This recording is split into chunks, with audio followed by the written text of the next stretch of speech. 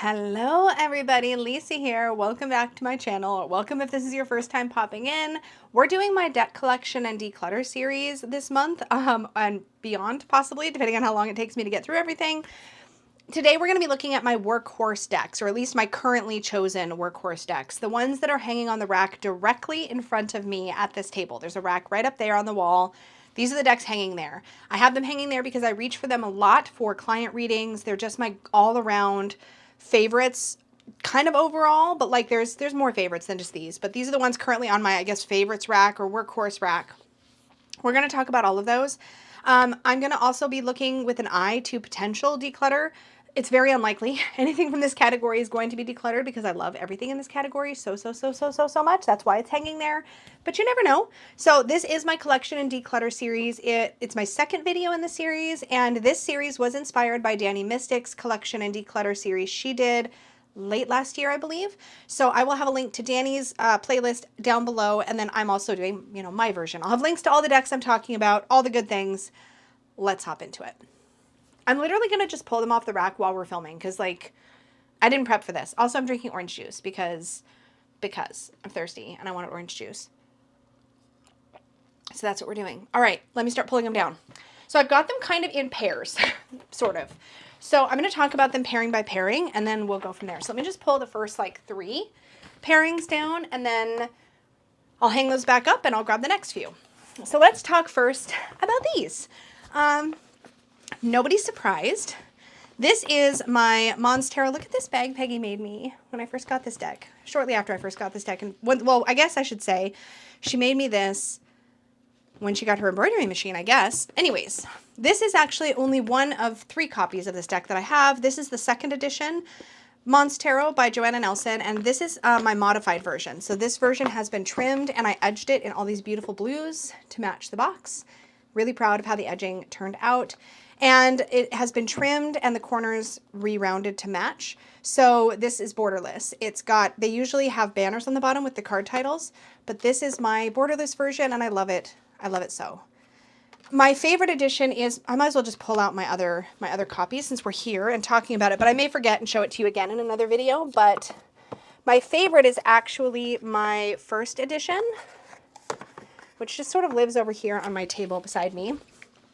This is the one that was gifted to me in the early days of being on YouTube, and I treasure it. This is like treasured possession territory. But this is more like what the cards look like initially. This cardstock is unique to this edition. It's a little bit more like a classic kind of, I think this was blue core cardstock, but it's got that kind of sheen to it, and it's more flexible, I should say, than some of the later editions, and the backings were white. So this is my 1st edition, again, treasured possession territory here. But I do use this one, but I typically use this version only for myself. So this version hangs because this is my full-size version that I use for clients. Put that away. Oh, hopefully it doesn't fall down. Okay, so I love this. It's totally safe in my collection. One of the things I love about the Monst Tarot, I love the colors. I love Joanna's art style. I'm a huge fan. But I really just love that it's an RWS kind of deck. But it takes out, it has such a diverse array of creatures in it that I feel like anybody, if they wanted to, could insert themselves into this deck, which is what makes it, I think, really special. A lot of these creatures are kind of gender neutral in their appearance, which I love. And it's just fun. It's fun, but it's classic and it reads really well. It's just, it's an RWS kind of deck, but with a fun take. And there's been nothing quite like it ever since this came out, and it's super special to me. Anyways, I pair it when I'm working with it for others, especially with the Little Bug Oracle, which was also created by Joanna Nelson. I modified this as well. So I wanted to add keywords that sort of worked for me to this deck. So using the guidebook and sort of sitting with the cards, I ended up taking a fine point Sharpie and writing extra keywords into the artwork. So for example, this one is Moonlight, and I wrote up here intuition, and along here I wrote mystery. On this card it's gift, and I wrote generosity, and I wrote deserving right here on that present. Here it's crystal, and I wrote appreciation and wonder. For laughter I did lighten up right there. For peace, diplomacy. For energy, drive and willpower. For floating by, go with the flow is written here. And this says change is inevitable along the tree trunk. For climb, I have perseverance and perspective. And so I did that throughout the whole deck. So I really just made it mine. But these are the same little bugs that you see featured throughout this deck. They'll show up as like little side characters here. And here we get a zoom in on them as their own creatures. So everything's been sort of blown up and brought closer in. But because the art style is so compatible, there's a ton of cards. Oh, what did I do here? There's a ton of cards. It's really sweet. Got great messages. And with my additional keywords, like we have explore here for the soar card, it just really, I really made it work for me. Success for the sun, confusion and decisions for signs, comfort and safety for blanket. I mean, yeah. So I really, really made this mine. I should at some day, you know, maybe edge it as well. But these decks play obviously perfectly together. They're a match made in heaven. I love them. So I love reading with them together when I read for others. So that is the Monst Tarot and Little Bug Oracle. How am I going to organize myself here? I'll make a stack. Okay, this next pairing is one that I use less often. And I have to admit, I hang this on my rack so that I'll remember to use it because for whatever reason, as much as I love these decks, I don't reach for them as often as my other workhorses. But they do function very well as a pair. We have the Starseeker Tarot and its matching Starseeker Oracle. The Starseeker Tarot is absolutely gorgeous. I've used this deck by itself a lot over the years that I've had it. I love the cardstock. It's rose petally. I love this art style. It's really special. It's soft. My favorite, I have to admit, the thing that sold me on this deck is the stinking Nine of Cups. And that is the reason it continues to stay in my collection. But I wonder sometimes, like, oh, here it is. It's perfection. This is my perfect, well, I guess I should say, it's technically my almost perfect Nine of Cups. But I love the Weeping Willow. I love the Pool of Water. I love the contentedness of this card. But that's why I'm so in love with it. Truly, it's that card. And it's not that I don't love all of it. I do. But I love this Queen of Cups too. For some reason, I very rarely think to reach for this deck. Now, I do use it for client readings, but I think if I didn't hang it right in front of me on this rack, it would get forgotten in my collection. And I think actually with that in mind, okay, well, let's look at the Oracle. Hold on. Let me not get ahead of myself. Here's the Oracle, the Starseeker Oracle. And this is really good too. But there are some cards in here I don't vibe with. And this cardstock isn't the same. And I don't know why that bugs me, but it does. It shouldn't.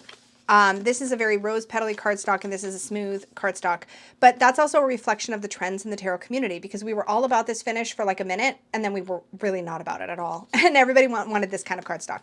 So just, you know, I mean, it's a thing where the trends change, and so by the time one deck comes out, you know. But I'm just one where I want the feeling of the deck to match. But if I'm being honest, these decks don't get... I feel obligated to reach for them. I love the map. That's so great.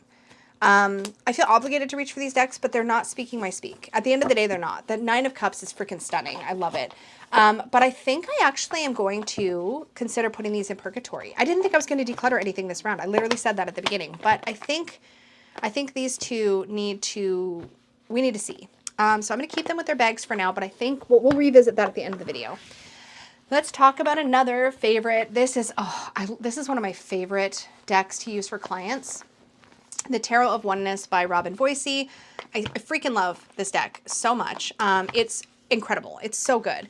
It's got a really nice guidebook. You can read the font. Even though the font is small, you can read it. And I love that. There's a lot of information jam-packed into these cards. It's just fantastic. I love it. So the actual cards themselves take us on give us a different perspective on the tarot, where we are in the card. So here it's like we are the spirit, which is the Queen of Cups, and we are looking down into this pool of water. These are our feet. In the Wheel of Fortune, we are facing the maze. We're the lion holding the ankh there. We're undersea with the orcas here. We're on the horse, and this is our shadow being cast in this Knight of Pentacles. And it's a really cool, it's our hand on the bear in strength. It's our feet over the cliff edge in the Fool. It's just very powerful and unique to have a deck that puts you in the card this way. And I find it very, very easy to read. I feel it's very intuitive. It's wonderful to work with. I absolutely love it. I absolutely love it. There's a lot of symbology. I did a whole deep dive into this deck. It's fabulous. I have it in a mini as well. So if you saw part 1 of my collection, you already saw the mini and heard me rave about it. But I do absolutely adore this, and it's very safe. I should leave it out while I show you the pairing. Very, very safe in my collection. Definitely not going anywhere. Let me pull out the pairing.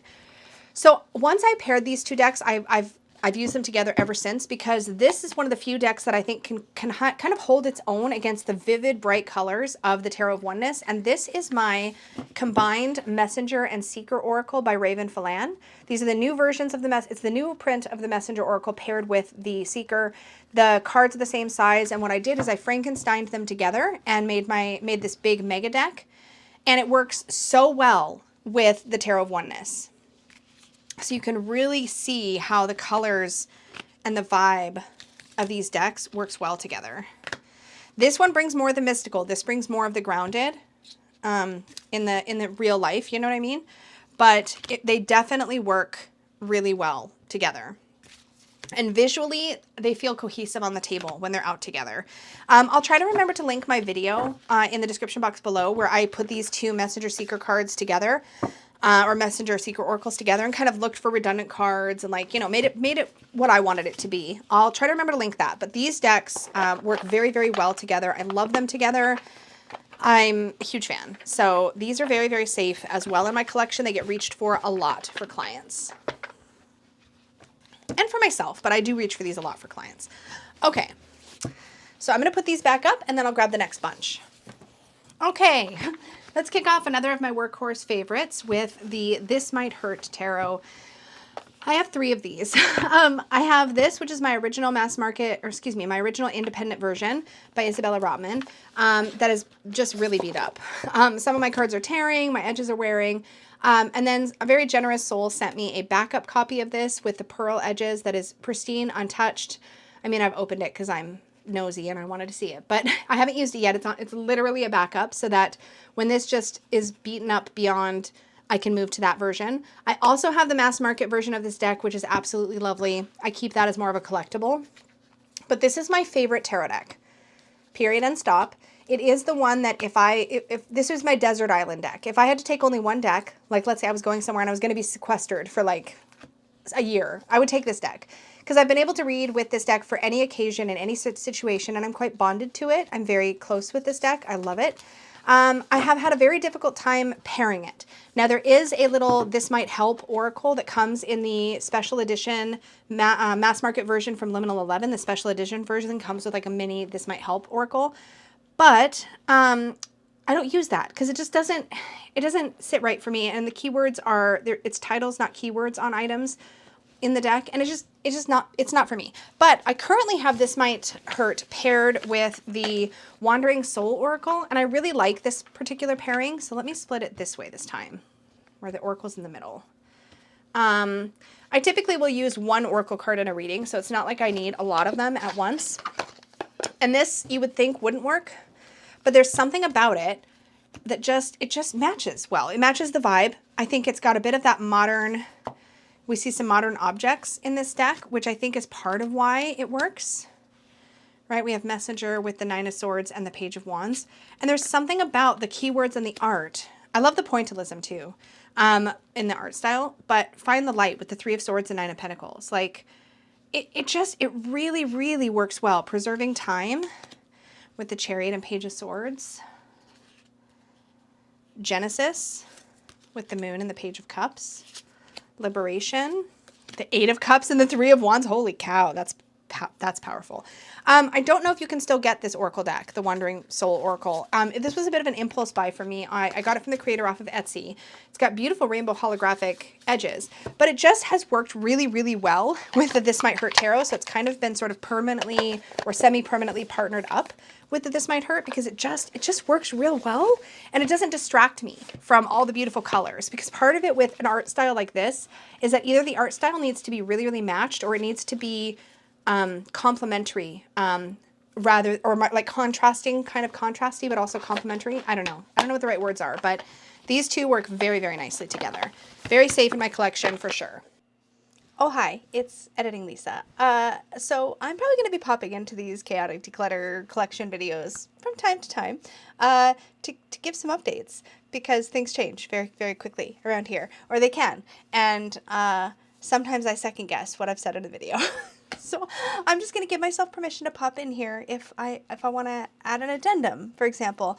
Like, upon further reflection, the Wandering Soul Oracle, as beautiful as it is, not excited about it, actually. Like, it does, okay, the pairing was really good in the video. I definitely got swept up in that, but when it comes to pulling this out, and I think it's because it's black and white, and, like, I do think this is a good Oracle deck. I am such a sucker for color that I think I just, when I sit with this deck and I just look at it by itself, and I did that as I was starting to put things away, I was like, kind of landing in a meh place about it. And the whole point of this collection declutter is to sort of find those decks that I'm not 100% sold on and consider if I really want to keep holding on to them. And as you'll see in a later part of this collection series, because I filmed a couple parts of it today, I did later land on a much better pairing for the This Might Hurt and a deck that I truly love that really excites me, sparks joy, and is a great pairing for it. So this one's going in the to be decluttered, probably to live in purgatory for a bit pile. So, yeah. Next up is another super fun pairing. This is the Tarot of Curious Creatures, which I find absolutely delightful. And I pair that these days with the Animal Apothecary by Cara Elizabeth. Although I kind of want to see what this looks like with the Blooming Lovelies, which I just got. So I'm going to pull that out and see because I'm super curious. So Tarot of Curious Creatures is such a intuitive deck for me. These characters, something about them, are so stinking chatty. They're just very talkative. So I love these together, and they do work wonderfully with the Animal Apothecary Oracle, which brings this sort of fun, quirky vibe. You are what you think with the Five of Swords and the Fool. Like, hello. Prayer Answered. Let's pull this with the Star and the Seven of Swords, right? Queen of Swords and 10 of Pentacles and Attract Through Glow. Very cool. So this is cool, but I'm already thinking of the Blooming Lovelies and how it might be better than that one, but let's see. So Blooming Lovelies, which I just talked about in my recent deck roundup, so it's still in order, but that's okay. I'm just going to stick this. I'm going to pull some cards off the top. Okay, Eyes on the Road, Claws to the Wind. Dance on the Back of a Crocodile with the Eight of Wands and the Five of Wands. Okay, let's pull some different ones in. Let's, like that. Start afresh, said the egg. Remember nothing except how to get out of your shell, with the Ace and the Two of Pentacles. Okay, that's really cool. The Tower and the Six of Cups. Regard, clouds. I mean, that's really fun. Now here you come, bearing invisible, dazzling gifts, with the Ace of Pentacles and the Two of Swords. Wait, was that? Oh, this was the Page of Pentacles. I misspoke earlier. Anyways, here we have Queen of Swords and the Moon, with faraway things look so small. There's something about this that I think just works really well. Let me just get a few more down here. Sad songs must be sung. The swoopy sky oh my gosh. The swoopy sky punk wins the chips. I don't know, actually. I feel like of these two, I have been enjoying the Animal Apothecary more with this combo than this feels like. This I think Blooming Lovelies needs to kind of be more of a free spirit, not tied to a deck. And I think I like having Animal Apothecary kind of partnered with this deck. It just really ends up working. Nourish the Shadow with Knight of Cups and Strength. And how perfect is that? I don't know. There's something about the way that this partners with this. It just works really, really well. So I think I'm keeping this pair together. I was nervous for a second. I was like, is the Blooming Lovelies going to unseat the Animal Apothecary? But Animal Apothecary is lovely, and it works so well with the Tarot of Curious Creatures. So these two decks are definitely safe. All right, let's put those away. Nope. This one goes in that one. This one goes in that one. Look at the perfect match. Love that stuff. Okay, so we'll hang those up next. All right. Next up, I don't have a pairing hanging with this one, and I think it's because, I don't know why. I don't know why. This is the Spacious Tarot. It does have its own sort of bonus deck in here, so I can use it that way. So we have the Spacious Tarot itself. This is such a great reader. If I need something clean, if I need a calm, open perspective that's going to invite a little bit of room for clarity, a little bit of room to get grounded in an answer that's going to help you go forward without a lot of mental, emotional clutter. I feel like this does a great job at that. It really does feel spacious in its reading style. It's very safe in my collection right now. I've read with it two ways. One with the expansion pack mixed in, and more recently without the expansion pack mixed in. And I really actually like separating these cards and using them like at the beginning of a reading to sort of set the tone, look for an overarching energy. And that works really, really well for me. I think it works a little better than having those cards mixed in because the expansion has elements and planets and different kinds of energies. And I really just like sort of having it work almost like its own oracle for this, which is why I didn't, now that I remember, it's why I don't have a oracle paired with this, because the expansion sort of serves as its own oracle. So that is the Spacious Tarot. Love that. And it's safe. It does a really beautiful job doing its job. You know, you ever have decks like that? You're like, yes, for your job, you do perfect. And that's how I feel about that one. Now we have another solid workhorse. This pairing works exactly like my This Might Hurt and Wandering Soul pairing does. It could be another desert island alternative. The Unfolding Path is another very diverse, beautiful deck that gives us a wide range of types of people and scenarios. It's got a little bit more white space in it, so it could be a little bit less not chaotic, less busy to look at than something like the This Might Hurt. It's also less cartoonish in its illustration style. It's got a more delicate line work vibe about it. It's really, really beautiful. I love the watercolor in this deck an awful lot. And so I paired an Oracle deck with it that I think works beautifully with this art. So let's just pull it out. And that is the When My Soul Whispered Oracle. I love this Oracle deck. And because it's one of my favorite oracles, I love that it's sort of permanently paired with one of my workhorse decks because I just love having reasons to work with this. Now, this is the original independent version of the deck. It is now available mass market. I will have links, as I mentioned, down below. But look at here, we have the Six of Swords and the Three of Swords, and the keyword is emotion. Like, how potent is that? And then here we have Strength with the Hanged One and the Eight of Swords. Again, just on point every time. Clarity with Justice and the Seven of... I mean, I could not have picked these intentionally any better. Motivate with the Two of Swords and the Queen of Wands. Grounded with Strength and the Ace of Cups. And see how beautifully the art goes together as well, because the watercolor ties them together. Here we have Divinity with the Queen of Cups and the High Priestess.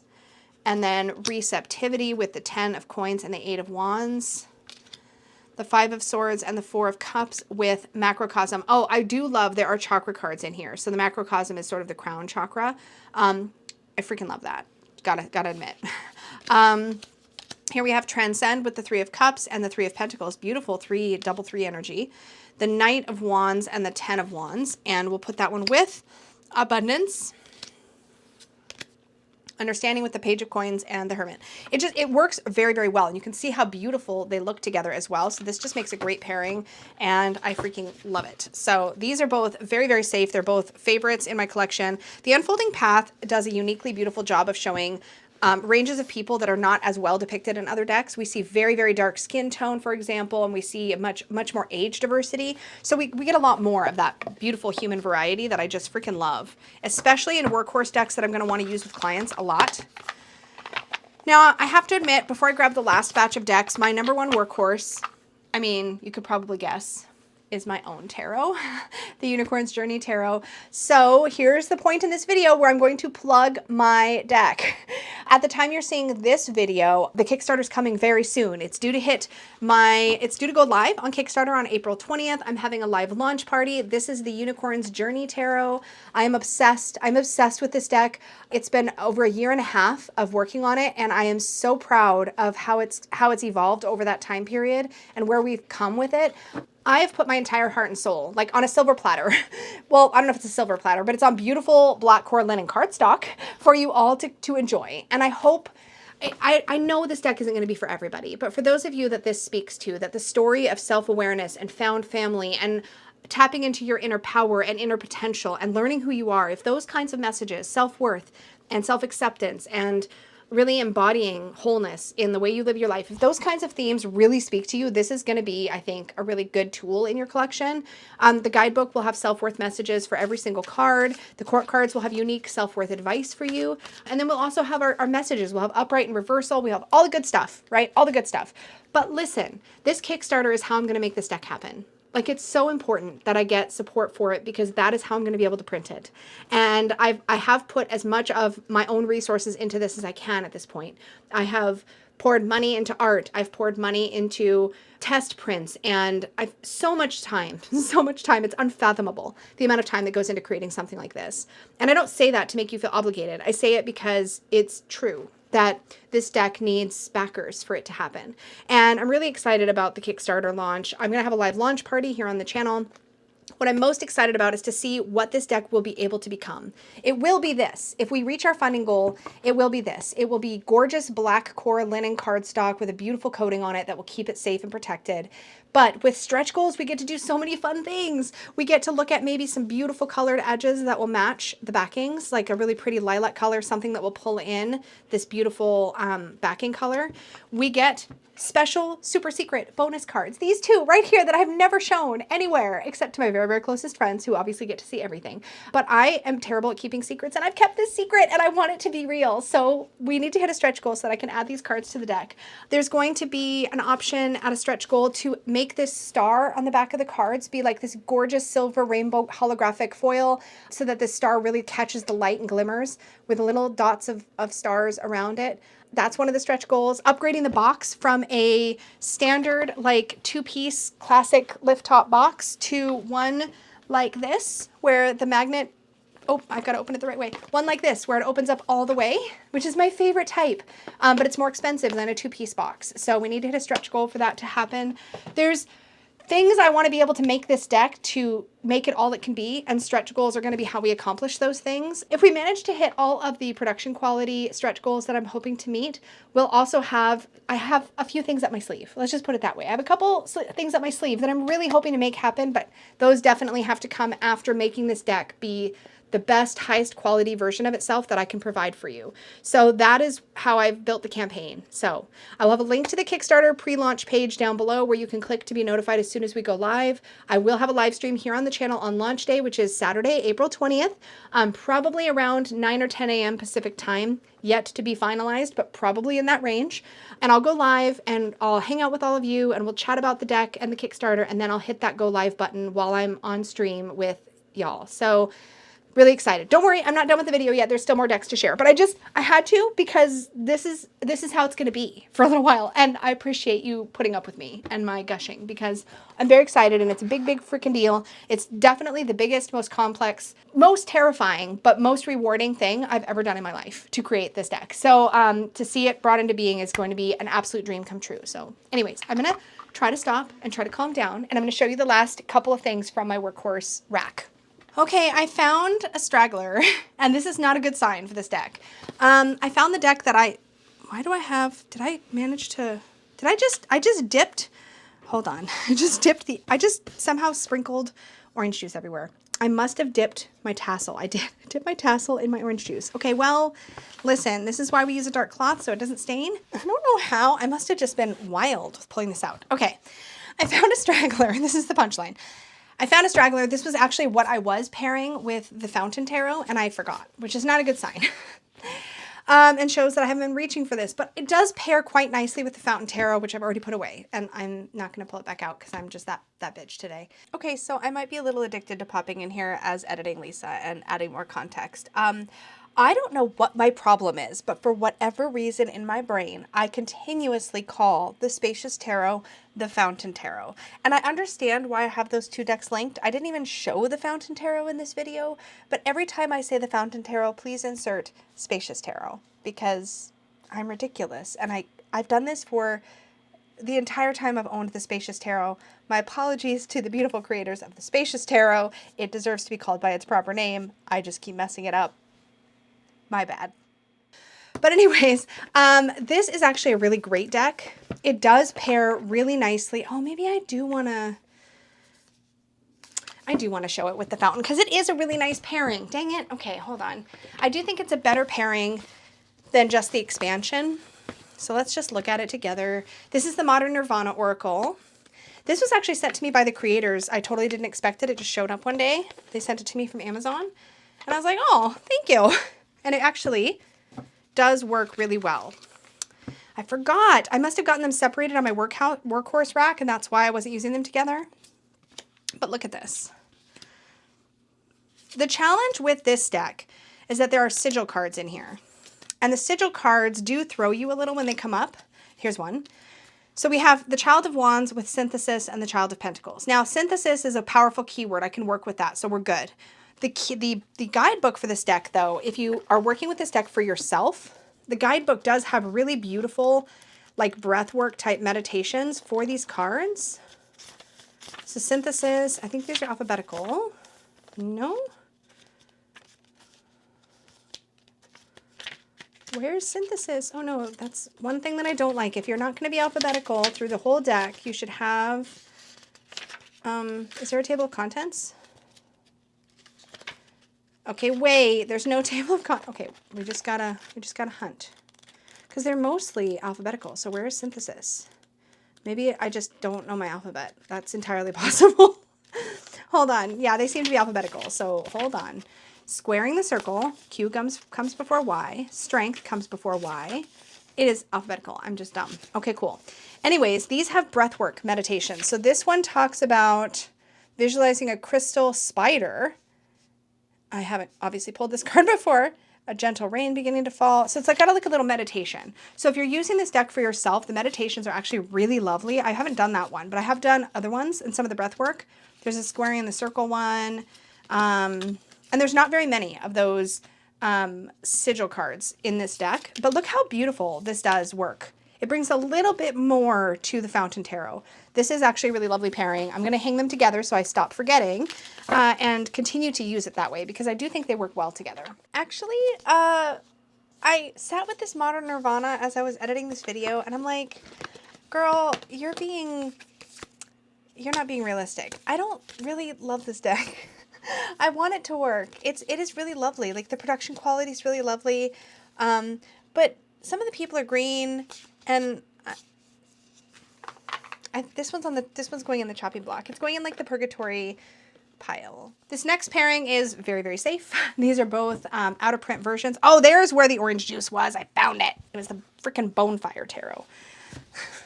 That's what got flung into my orange juice. I didn't think it was the, both of the strings got orange juiced. Well, listen, there are worse things that could happen in the middle of filming a video than dunking your tarot bag cords into orange juice, right? Definitely worse things that could happen. All right.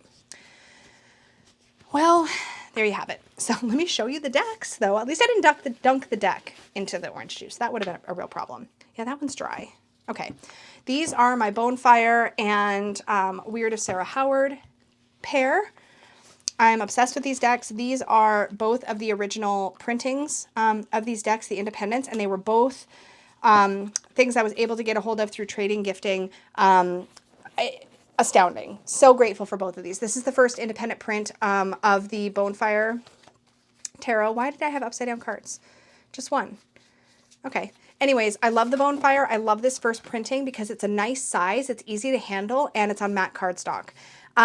The mass market first printing, I also have an own in love and used for a long, long time. But once I got this copy, this has become my main workhorse. I love it. The cardstock is so luxurious. It's a matte lamination, so it's got a really nice feel. Shuffles really well. And again, it's a nice size. So compared to a standard tarot, It's shorter by quite a bit and just a touch wider. So it's definitely a boxier shape, more close to a playing card size or shape than a tarot card is. So really nice to handle, and I love it. And obviously the Weird of Sarah Howard makes just a beautiful complement to this deck. What happened here? Oh, there's my title card. Okay, so just to see, this one has some extra cards. Did I pull them out? No, I did pull them out. Okay, there we go. They do have kind of a different season about them. The Weird of Sarah Howard's definitely full summer, whereas the Bonefire feels a little bit more like late spring, like Beltane, like May. That's the vibe. But look at this. And I love the keywords on the original version of the Weird of Sarah Howard. Gabby Angus West didn't envision the deck this way initially. She envisioned the deck with a different kind of keyword system on the bottom. That is how she did it when she reprinted the deck more recently. But I really love the original keywords so much. So I'm pretty attached to this copy. And it's just lovely. It's just lovely. Love, love, love, love, love. Love this combo. Love these decks. I tend to work with these decks a lot for certain types of relationship or romance readings. It works really, really well because these decks bring the passion for sure. They bring the heat in a way that I don't know that I have any other decks that can quite do that the same way. So I freaking love this combo of decks, and I do use them pretty regularly. So that is the Bonefire and the Weird of Sarah Howard. The Bonefire you can get mass market in the newest printing for sure. Maybe you can still get the old printing. They're definitely different. And the Weird of Sarah Howard was recently reprinted. I'm not sure if it's still available. If it is, I will have it linked down below. But look for mass market link for the Bonefire and maybe a link for Weird of Sarah Howard down below. That brings me to the last pairing sitting on my workhorse shelf, and it is this one. We have the Energetics of Color, which is such a fabulous oracle, and probably shouldn't be boxed in with this deck, but it just works really well with this deck. This is the Tarot of Mystical Moments. This Katrin Wellstein deck is so special. I really love it. It's such a dreamy deck. Easy to use, very intuitive. It's very unique in its representation of the tarot. It really makes me pause and think and dig into the imagery in a way that I love to do. So it's very inspiring to work with. And I love that about this. There's a lot to be said for this deck. It's very safe. As are, like I said, pretty much everything in this rack or on this rack is safe. Oh, I got to show the pairing. So I pair this with the Energetics of Color. And it just works. It's such a cool pairing. Let me pull out, there we go. It just does something with these decks. And I also think this deck pairs really nicely with any other photo collage deck. It brings clarity, works really, really well with like the Ritual Tarot, the Voyager Tarot. It's really great, but I just really love this particular combo. Rebranding with the Hermit and the Nine of Swords is very interesting. Boundaries with Five of Swords and Nine of Swords, like hello. And look at the green and how the neat thing with this color oracle is that it invites me to look for that color in the corresponding cards. So like here, I see this yellow gold color, this one, and I don't see any of it here. So the solution is different than what these cards are. So we have the Four of Wands and the Five of Cups. It's not harmonizing with, therefore it's offering contrast. It's offering something extra. Here we have copper, and I can see some copper in the earth. So I might lean into the grounding part of the message, even though this message is peace, right? Here, you know what I mean? Like it gives you something you can dig into.